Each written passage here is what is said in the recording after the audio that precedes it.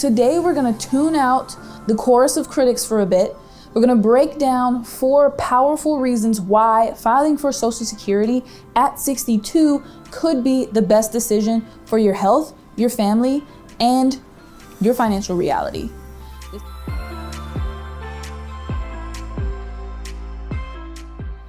Ask almost any financial expert, read any article, or take advice from a well-meaning in-law, and you'll likely hear about one thing: a big, scary reduction in your monthly benefits if you claim Social Security early.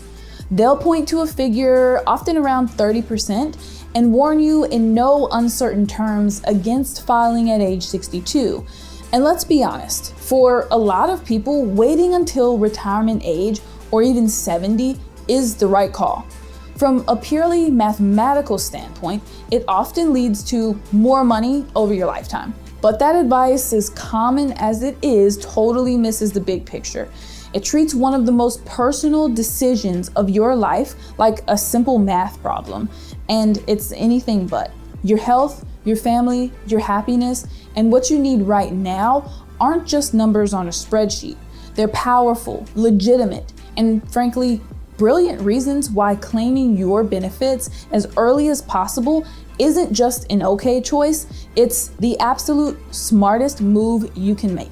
This is about maximizing your life, not just your benefits. So this isn't about giving up money, it's about using the money you've earned in the most effective way for your unique life. The first and maybe most important reason to file at 62 is based on a simple, sobering reality: your health. The whole argument for waiting to claim Social Security is built on the assumption of a long life. The math only works out if you live long enough to make up for the years of payments that you skipped. Financial planners call this the break-even analysis. Typically, that break-even age, the point where the total cash from higher delayed benefits finally overtakes the total from the lower early benefit, lands somewhere in your late 70s or early 80s. If you live well into your 80s, waiting was a clear win. But what if you have a feeling that you won't live that long? What if your personal health, your family history, or the sheer physical toll of your career makes reaching that break-even point seem unlikely? If that's your situation, delaying your benefits isn't a smart strategy. It's a gamble you're likely to lose. Filing at 62 flips the odds back in your favor. Instead of hoping for more money later, you guarantee you get more of your own money now, maximizing the total benefits you'll personally receive over your entire lifetime. Let's imagine a guy named Frank. He's 62 and he spent 40 years in a physically brutal job, construction, manufacturing, you name it. His body aches, he has high blood pressure and a bad back. He looks at his family tree and sees that his dads and uncles all passed away in their early 70s. Conventional advice would tell Frank to just push through the pain for 5 more years to reach his full retirement age, which for someone his age, born after 1960, is 67. This way he'd get a bigger check. But that advice feels completely disconnected from his life. Every extra year of work could damage his health even more, shortening the very retirement he's worked so hard for. If he were to pass away at 75, years before the typical break-even point, he would have endured all that extra labor only to leave a huge chunk of his own Social Security money on the table, money he never got to use. By filing at 62, Frank makes a different choice. He gets an immediate income stream. He can finally leave the job that's breaking him down. That smaller monthly check becomes the key that unlocks his retirement right now, while he still has his health to enjoy it. He can travel, hang out with his grandkids, and just live. In his very personal case, claiming early means he gets more total money over his lifetime. It answers that nagging question, what if I work my whole life and die before I even get to enjoy the money? For anybody with legitimate health concerns, filing at age 62 isn't a compromise. It's a dignified strategy to make sure you actually benefit from your life's work. The second reason we need to talk about this moves beyond just you and looks at the team, your family. For married couples, deciding to claim Social Security isn't one decision, it's two. And coordinating those claims can open up some seriously smart strategies that most people miss. One of the most powerful involves one spouse, usually the lower earning one, intentionally claiming their benefit as early as 62. I know it sounds backward. Why lock in a smaller check on purpose? Well, because it can act as a financial bridge, bringing in crucial income that allows the higher earning spouse to delay their claim. This is where the magic happens. For every year the higher earning spouse waits past their full retirement age up to age 70, their future benefit grows by a guaranteed 8%. This doesn't just supercharge their own check, it maximizes what's arguably the most important benefit of all, the survivor benefit. For the spouse who's left behind, they'll benefit from this. Let's look at a couple, Bob and Betty. Bob's a higher earner with a full benefit of $3,000 a month at his full retirement age of 67. Betty, his wife, is lower, let's say $1,200 a month. They're both 62. If Bob waits until 70, his benefit will grow by about 24%, 8% a year for 3 years, reaching around $3,720 a month plus any cost of living adjustments. That's a huge inflation-protected boost for his life. But how do they get by from 62 to 70 without Bob's income? Betty files for her own benefit at 62. Yes, it's reduced by about 30% to about $840 a month, but that $840 isn't just a small check, it's a lifeline. It's the income bridge that helps them pay the bills, lets their 401ks keep growing, and provides steady cash while Bob's benefit gets supercharged. Now let's flash forward. Bob turns 70 and claims the maximized $3,720 a month.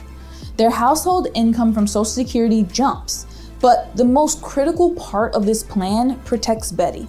If Bob passes away first, Betty can switch from her own smaller check to the survivor benefit equal to 100% of what Bob was getting. She would step up to that full amount per month for the rest of her life. And if they had both claimed at 62, Bob's benefit would have been reduced to about $2,100 a month. And that's the survivor benefit that Betty would have been stuck with. By having Betty take a small reduction early, they played the long game, securing a much larger and more stable financial future for the surviving spouse. It's a strategy that's especially powerful when an age or income gap between spouses is present. For the lower earning spouse, filing at 62 isn't about losing. It's a strategic move to secure a much bigger win for the family. The third reason for filing at 62 is the most direct, and for many, the most urgent. You simply need the money. In a perfect world, retirement is a smooth glide path, but life isn't perfect. It's messy. A sudden job loss, a medical emergency, needing to care for a sick parent. These things can blow up, even the best laid plans. For millions of Americans, claiming at 62 isn't a choice between a good option and a great one. It's the only option to stay afloat. When you're staring down a mortgage payment you can't make or a prescription you can't afford, the thought of a bigger check 5 years from now is meaningless. You need cash today. In these moments, Social Security becomes the exact safety net it was designed to be. It's the lifeline that can help you stop draining your 401k in a down market, or even worse, racking up high interest credit card debt just to survive. Now, if you're under your full retirement age and have to work while getting benefits, you have to know about the Social Security earnings test. For 2025, if you're under your full retirement age for that whole year, your benefits are reduced by $1 for every $2 you earn above the annual limit of $23,400. A different higher limit applies the year you reach your full retirement age, which is $1 for every $3 that you earn above $62,000. But here's the key part many people miss.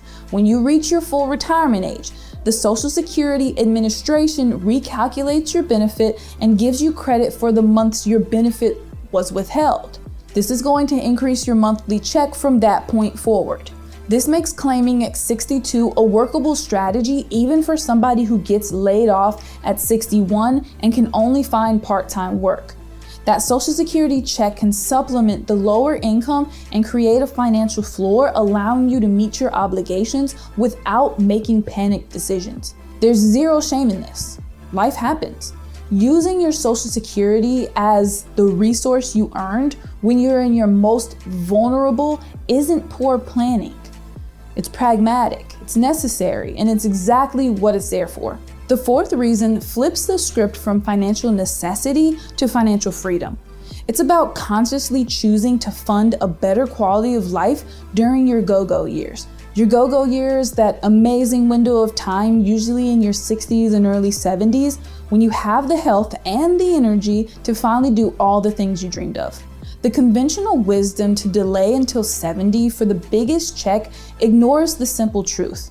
$1 at age 63 when you can hike a trail in a national park or chase your grandkids around is worth way more than your life satisfaction than $1 at 83 when your health might not be the same. It's no surprise that recent studies show the average retirement age in the US is around 62 to 64. Many people are already voting with their feet, prioritizing freedom now over a bigger paycheck later. This isn't about recklessness, it's a strategic life decision. You've worked for 40 plus years, you've paid into the system. This strategy says use those early Social Security payments as an investment in your own joy. That check at 62 can be the difference between buying that RV for that cross-country trip and just staying home. It can be the budget for the plane tickets to see your family or the funds to pick up that hobby that you put down decades ago. This is especially true for people who are just plain worn out from their careers. We're not just talking about those with a specific diagnosis, but anyone whose body is just done. You've spent your life on your feet, and the thought of working until the age of 67 can feel like a prison sentence. Claiming at 62 is your permission slip to finally rest and reclaim your well-being. The one major caveat here is that this strategy works best if you have other sources of income like a pension or a well-funded 401k. Since your benefit is smaller, the annual cost of living adjustments, or COLA, will also be based on that smaller amount. But if you have other funds to cover your core expenses, that Social Security check can become your freedom fund. It's a conscious trade-off, accepting a smaller monthly check for more good, healthy, active years in retirement. It's choosing memories over math, and for millions of people, that's a fantastic deal. So while the benefit reduction for claiming at 62 is a real number, it's far from the only one that matters. As we've seen, the decision to file for Social Security is deeply personal and goes way beyond a simple spreadsheet calculation. It could be a pragmatic choice based on your health, a strategic play to protect your family, a necessary step to meet your immediate needs, or a deliberate plan to fund a joyful, active retirement. In all these cases, claiming at 62 can be an incredibly smart move. The best decision isn't one an expert tells you is mathematically optimal. It's the one that fits your life, your health, your family, your finances, and your happiness. It's about looking at the whole picture, using your earned benefits to serve you best right now. But don't forget that earnings test if you're gonna continue working. That reduction lasts for the rest of your life, even if you reach full retirement age. Your benefits are not gonna increase, they're going to stay reduced forever. This conversation is so important, and every single person's situation is different. I would love to hear your story. What age are you thinking about filing for benefits, and what's the biggest factor driving your decision? Drop your thoughts in the comments below. It helps everyone in the community learn from each other's experiences. And if I gave you a new way of thinking about things, please take a second to subscribe to the channel for more straightforward retirement advice. Thanks for watching, and I'll see you in the next video.